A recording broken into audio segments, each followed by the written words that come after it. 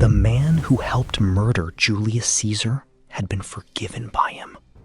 Marcus Brutus was not a rival from across a battlefield. He was a senator Caesar had pardoned after civil war and given high office.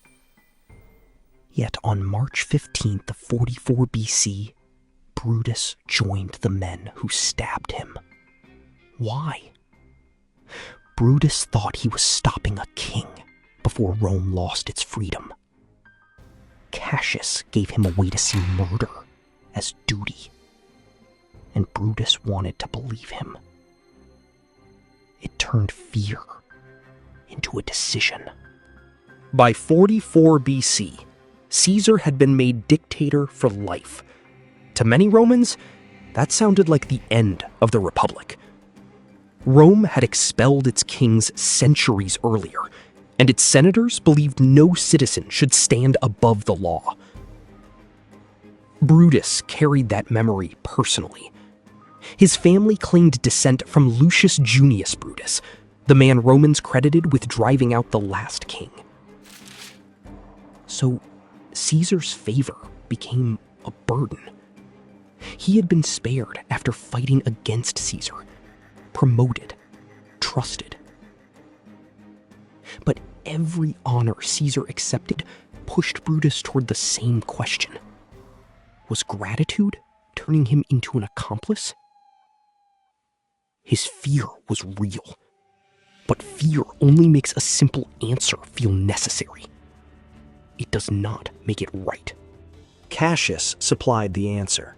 He was more bitter, more impatient, and he understood what Brutus needed to hear.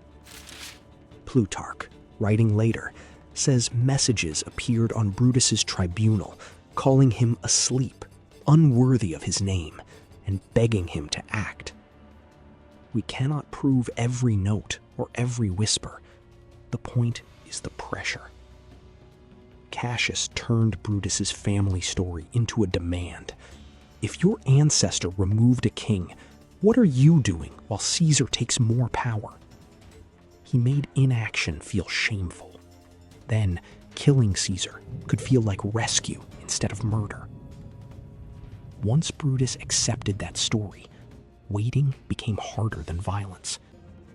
On the Ides of March, the conspirators crowded around Caesar in the Senate's meeting room. A petition became their cover. Antony was kept outside. Then, the knives came out. Ancient accounts disagree about Caesar's last words, so leave Shakespeare's famous line out of it. What is clear is that Caesar was surrounded and stabbed by men who called themselves liberators. Brutus was one of them. For Brutus, there was no return. The conspiracy promised a clean act of justice. Remove one man, save the Republic. The conspirators expected to be called liberators. Instead, Rome panicked. The Senate voted for amnesty, but Caesar's funeral changed the mood. Antony used Caesar's will, his wounds, and the crowd's grief to turn the murder into a public outrage. The crowd moved from confusion to anger. Brutus and Cassius soon left Rome, not as saviors returning to normal politics, but as men pulled toward another civil war. Caesar's death became a weapon for Antony and the young Octavian. That war did not end with the Republic restored. At Philippi, 2 years after Caesar's death, Brutus was defeated and took his own life. Rome got more war, and later a new political order built around one man's rule. Brutus did have reasons. He feared Caesar's power, and he believed Rome could lose its freedom. But a reason can become an excuse when it makes every warning sound weak. Brutus told himself the killing would save Rome. It helped tear Rome apart.